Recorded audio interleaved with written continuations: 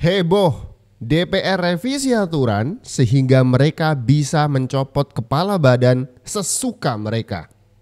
Ketua KPK, Kapolri, Kepala BIN, MK ya kan atau MA dan posisi lain yang diuji kelayakannya di DPR bisa mereka copot sewaktu-waktu. Gawat. Jadi setelah ada narasi PDIP sebut Listio Sigit adalah pion Pak Jokowi, Ketua KPK yang sekarang mereka sebut adalah KPK era Jokowi, ini tindak lanjut mereka agar bisa copot posisi-posisi yang tidak menguntungkan. Sekarang DPR punya senjata baru buat copot pimpinan KPK, Hakim MK, MA, bahkan Kapolri. Jadi pimpinan KPK baru, ini yang milihin Jokowi loh. Ya. Mau bicara hukum, kalau Kapolrinya masih Listio Sigit, sampai berbulu nih gelas nggak akan ada perubahan, Pak. Bayangin gelas bisa bulu, Pak. Jadi KPK membuka peluang memeriksa mantan Ketua KPK Firly Bahuri yang diduga merintangi penyidikan saat awal pengusutan kasus suap pergantian antar waktu calon anggota DPR RI Hasto Kristianto dan Harun Masiku. Selamat datang di Yuda Media. DPR bisa copot ketua lembaga negara. Ini bagus atau buruk kalau menurut kalian?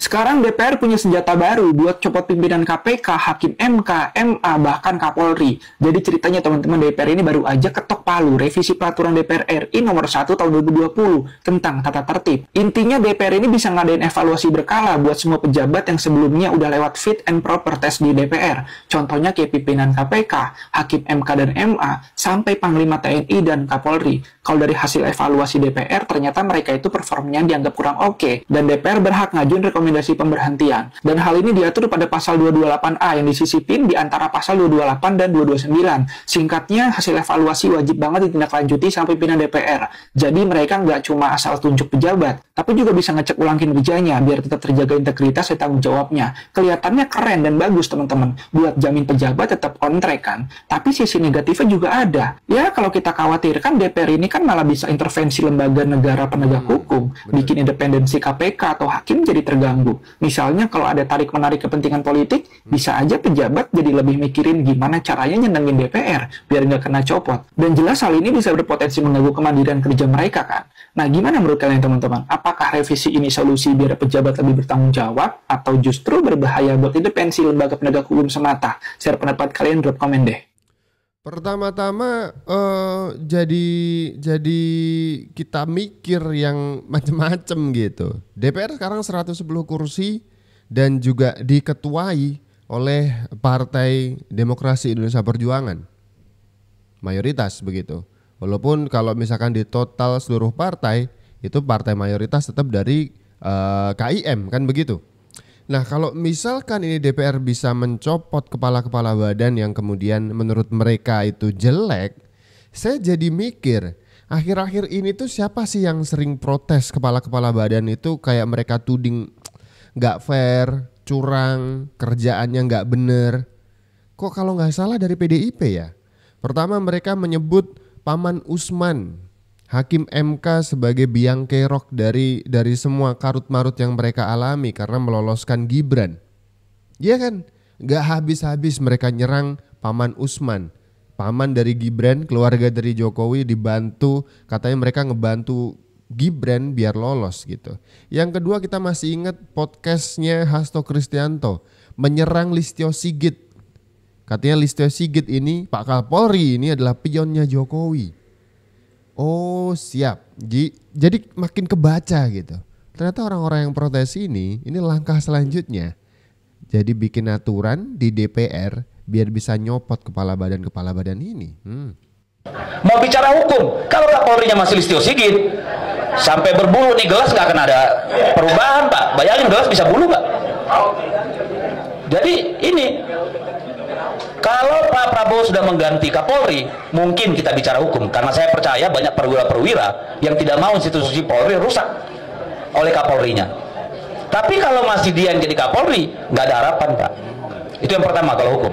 Politik tadi, kalau Pak Prabowo tidak menemukan kekuatannya sebagai presiden, nggak usah ngomong politik. Lalu apa yang harus kita lakukan? Yang bisa mengubah para penguasa ini, kalau ada kerumunan dan ada HP, Pak. Dua ini aja. Maksudnya apa? Jadi ini narasi pengen nyopot Listio Sigit begitu. Pimpinan KPK baru, ini yang milihin Jokowi loh. Ya. Makanya salah satu Salam, saya Rizal. Saya gatal juga nih menanggapin ini nih Mbak Fitri ini kan. Semakin ngawur aja ngomongannya ya. Ngawurnya itu karena apa? Landasan kebencian atau landasan apa? Apa landasan bernegara, saya nggak jelas juga ya. Ini yang milih ini Pak Jokowi loh. Dengan PD-nya dia bilang gitu ya. Ya namanya, ya sistemnya begitu, gimana sih? Panselnya itu kan terdiri dari pemerintah dan akademisi. Lu nggak teriak akademisi yang hadir di pansel, ya kan? Oke. Yang pertama gitu ya. Pansel itu terdiri dari bagian dari pemerintah, kemudian ada akademisi, terbentuklah pansel ya. Kemudian pansel itu menyeleksi pimpinan-pimpinan KPK.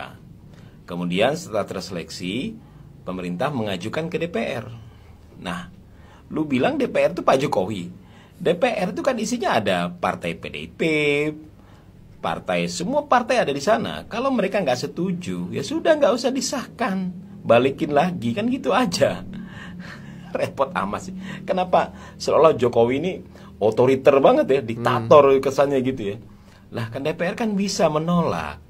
Faktanya fraksi terbesar di DPR itu kan PDIP. Gimana sih lu? Aduh, ampun dah. Logika pikirnya tuh jadi sesat begitu ya. Jadi seolah menohok Jokowi ya kan. Apalagi ada bilang kan intensinya Pak Jokowi ingin merusak KPK. Loh, gimana sih? Merusak KPK gimana nih? Serba salah ya. Jadi kalau Jokowi yang benar-benar punya kekuatan terhadap mengintervensi KPK, lah nanti salah lagi. Lo harusnya presiden nggak boleh campur tangan dong KPK. Terus kalau presiden nggak campur tangan, salah lagi ya kan. Ini saya gatal-gatal banget ini untuk mengkomen Mbak Fitri ini dari dulu ya. Sejak Dirty Vote sampai sekarang ini semakin ngawur aja omongannya itu. Lu kalau akademisi ya ceritakan dengan baik. Bahwasanya seperti saya bilang tadi, pansel terdiri dari pemerintah, kemudian ada akademisi. Ya lu teriak dong akademisi yang ada di situ. Lu kritisi dong teman-teman akademisi lu yang membentuk KPK itu, ya kan? Yang memilih kan mereka. Oke? Yang kedua, itu dimajukan ke DPR. Lalu teriak dong DPR di sana. DPR yang milih pimpinannya kan. Kalau seandainya DPR nggak setuju, kembalikan ke pemerintah, cari yang lain ya. Ya pasti DPR punya kepentingan dong. Orang-orang ini cocok nggak? Kan gitu. Nah gitu dong. Kita logikanya logika sesat kayak gini nih loh. Yang sering kita kadang-kadang masyarakat awam percaya sama dia nih, omongannya Mbak Fitri nih. Kalau saya, semua ada kepentingan di sana. Ini logika fairnya ya. Ada statement dari Zubir ya terkait dengan pimpinan KPK dan lain-lain. Kami sebetulnya lebih fokus kepada pemenuhan bukti-bukti ya, pencarian bukti-bukti untuk memenuhi dugaan-dugaan yang saat ini sedang kita persangkakan kepada yang bersangkutan. Jadi terkait dengan masalah statement apapun dari pihak manapun, bagi penyidik khususnya, bagi penyidik kami lebih fokus kepada bagaimana membuktikan ya pasal-pasal yang dipersangkakan kepada yang bersangkutan. Jadi kami tidak ikut masuk di dalam hal tersebut gitu. Kemudian kapan Pak HK untuk dipanggil lagi minggu depan? Silakan ditunggu saja ya. Padahal ketua KPK sementara waktu itu, sebelum ada ketua baru ya, ketua sementara ya bernama Nawawi Pomolango itu pernah curhat. Katanya nemuin Pak Presiden, Pak Jokowi waktu itu susah bener. Pak Jokowi itu sangat jarang ketemu ketua KPK. Kok bisa? Dari fakta ini ada orang yang bilang Jokowi itu setir KPK. Ini orang KPK-nya bilang ketemu Jokowi aja susah. Terus gimana? Ketua Komisi Pemberantasan Korupsi sementara Nawawi Pomolango menilai Presiden Joko Widodo tidak memiliki niat serius untuk mengurusi pemberantasan korupsi di Indonesia. Pasalnya, Jokowi lebih memilih bertemu organisasi masyarakat daripada bertemu dengan pimpinan KPK di Istana Kepresidenan. Lebih lanjut, Nawawi menceritakan, dari sekian sejumlah permohonan pertemuan di istana yang diminta, baru sekali disetujui oleh Jokowi, yaitu membahas acara Hari Anti Korupsi Sedunia yang rutin diselenggarakan pada Desember. Untuk itu, Nawawi berhadap kepada Presiden dan Wakil Presiden terpilih selanjutnya, Prabowo Gibran, agar lebih memperhatikan KPK, sebagaimana janji kampanye. Di sisi lain, Presiden Joko Widodo meminta DPR RI segera mengesahkan RUU Perampasan Aset Tindak Pidana untuk disahkan. Menurut Jokowi, RUU ini bisa digunakan untuk memberantas korupsi di Indonesia. Nah, justru Jokowi itu mendorong RUU Perampasan Aset itu untuk segera dibahas, biar bisa jadi senjata penegak hukum untuk bikin kicap, untuk nyikat para koruptor itu, kan begitu. Nah, kembali lagi ke isu bagaimana DPR sekarang punya kekuasaan, punya alat untuk bisa merevisi dan juga nyopot kepala badan. Ini gimana jadinya nasibnya nanti? Karena ini bisa disalahgunakan. Misalkan mengangkat juga kepala badan yang menguntungkan buat mereka. Iya, ada bukti loh. Ini ada satu bukti bagaimana ketua KPK yang lama, Firly Bahuri, itu justru melindungi tersangka. Kan bahaya. KPK membuka peluang memeriksa mantan Ketua KPK Firly Bahuri yang diduga merintangi penyidikan saat awal pengusutan kasus suap pergantian antar waktu calon anggota DPR RI Hasto Kristianto dan Harun Masiku. Dugaan itu diungkap mantan penyidik KPK Ronald Paul Sinyal.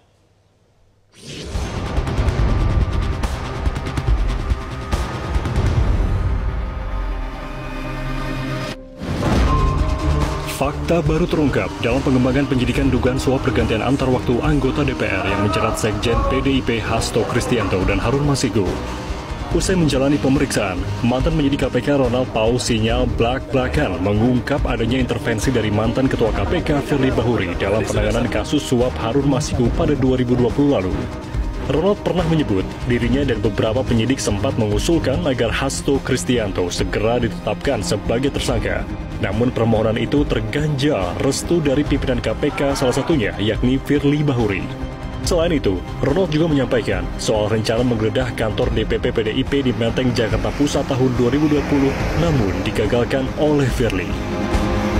Sempat kan viral ya dulu ya pengen melakukan penggeledahan di kantor DPP ya, cuman itu selalu disebut jangan dulu, sedang panas dan semacamnya. Itu sudah saya sampaikan juga bahwa kita reda dulu temponya biar sedikit adem dulu lah ya. Dan itu saya sampaikan juga. Sebenarnya kan tidak bisa juga ya seperti itu dihalang-halangi ya. Cuman itu yang terjadi di masa kepemimpinan pemerintah sebelumnya seperti itu. Izin ke Kasatgas dan sampai ke pimpinan, emang pimpinan tidak mengeluarkan izin. Semua pimpinan atau Pak MP? Ya secara legalitas harusnya seluruh pimpinan ya, tapi yang tidak menyetujui dan secara detail tidak oke itu emang dari Firly Bahuri sendiri langsung ke saya menyampaikan jangan dulu. Atas dasar keterangan mantan penyidik KPK, Direktur Penyidik KPK Asep Guntur Rahayu memastikan akan mendalami dugaan keterlibatan Firly di kasus Harun Masiku. Menurut Asep, peran Firly akan ditelusuri lewat keterangan sejumlah mantan penyidik yang akan diperiksa sebagai saksi. Apakah akan dipanggil yang bersangkutan ini sedang kita dalami. Jadi beberapa penyidik juga kita minta keterangan ya saat ini di perkara ini. Penyidik-penyidik yang saat ini ada di luar ya, sudah tidak berdinas lagi di KPK, kita minta keterangan seperti apa penanganan perkara pada saat itu. Di sisi lain, politikus PDIP Guntur Romli membantah anggapan PDIP turut di-backingi Firly ketika menjabat sebagai ketua KPK. Ia menegaskan, partainya tak pernah dibantu dan bisa mengintervensi KPK kala Firly memimpin lembaga anti rasuah itu. Kita nggak usah ngomong masalah Firly dan sebagainya. Tapi kalau kita menyebut posisi ketua KPK, kan apa bedanya dengan Pak Firly dulu? Itu kan?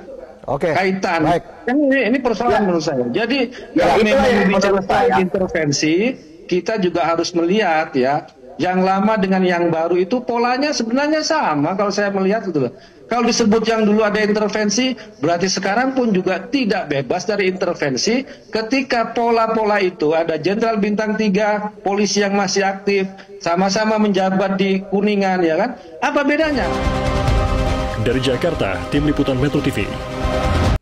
Ini nih, makanya pertanyaan kembali lagi ke isu bagaimana sekarang DPR mengubah tata tertib, bagaimana kemudian mereka bisa mencopot ketua-ketua ini, ketua MK, ketua atau kepala BIN, kepala KPK, kepala polisi atau Kapolri ya kan.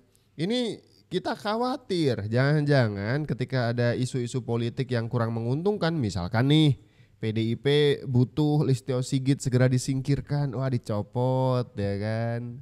Atau ketua KPK yang baru mereka sebut ini tuh masih ada bau-baunya Jokowi, dicopot. Kan politik sekali ya. Ini kita jadi khawatir gitu. Kalau menurut kalian seperti apa?